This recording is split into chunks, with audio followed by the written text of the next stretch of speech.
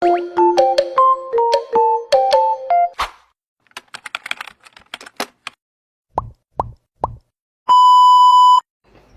for today is gala today.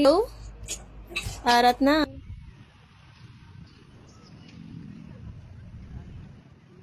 Ay, ang ganda. Dito ulit tayo sa Costa Road.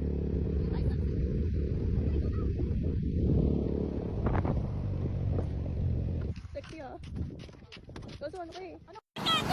So, for today's mini vlog, tara gumala na naman tayo. Ang kasama ko nga pala dito ay aking kapatid at ang aking mga friends. At nagpagas nga muna kami ng bebe ko dahil wala na kaming gas. So, malayo-layo ang aming pupuntahan. So, pagas muna tayo pero hindi ako ang magbabayad.